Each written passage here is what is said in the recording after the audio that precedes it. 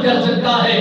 اپنے وہی گھروں سے وہی چیزیں، وہی اشیاء، وہی ان کے مشروبات، وہی ان کی چیزیں جو انہیں کی بنی ہوئی ہے، ان کا تو ضرور اپنے ایمان کے حوالے سے اظہار کرے کہ اس کا مکمل طور پر بائیکاٹ کرے اور اعلانیہ بائیکاٹ کرے.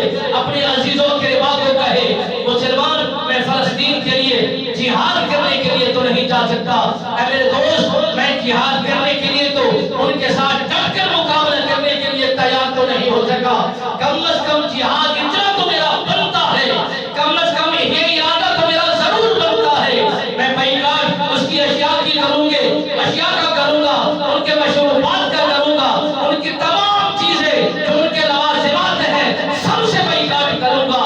یہ کمزور ایمان کی دلیل ہے. اگر اتنا بھی کر لیا جائے تو کم از کم چھوٹا ایمان تو باقی رہے گا.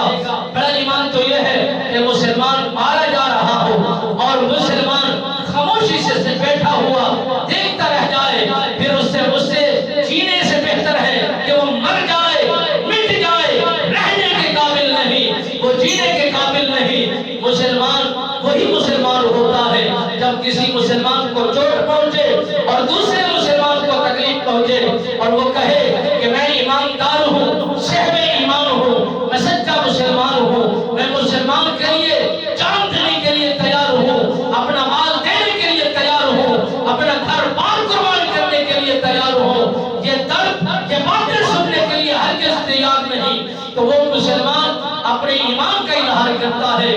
آئیے وعدہ کیجئے، عہد کیجئے اللہ کے گھر میں بیٹھ کر یہ 13 جولائی کو ایک بہترین گلدستہ جہاد کی طرف رواں دوا ہو رہا ہے. یہ سنی اور یہ تحریک لبیک یہ کام کرتی ہوئی رواں دوا ہونے کو تیار ہے، جہاد کرنے کے لیے تیار ہے.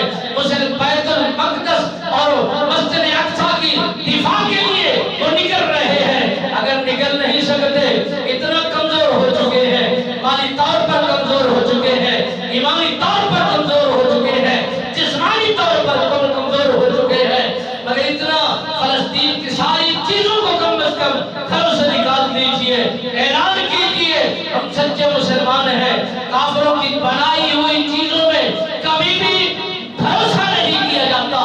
اب ہماری دعائیں کیوں قبول نہیں ہوتی؟ ہماری دعائیں کیوں نہیں منظور ہوتی؟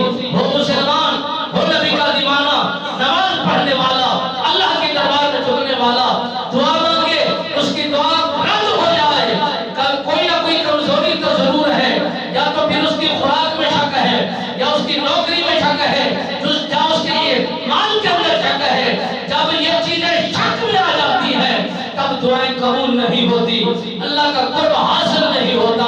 اس لیے جو چیزیں انہی کی بنائی ہوئی ہے، یہ پاکستان کی بنائی ہوئی چیزیں بھی ہے، اگر سپورٹ کرنی ہے جیت نہیں سکتے تو وہی چیزیں پاکستان کے اشیاء تیار کی جا رہی ہے، وہی بنائی جا رہی ہے، وہی داخل کیجئے. مسلمان کو جب سپورٹ کرے گا پھر اللہ کی مدد بھی آئے گی، اللہ کی نصرت بھی حاصل ہوگی.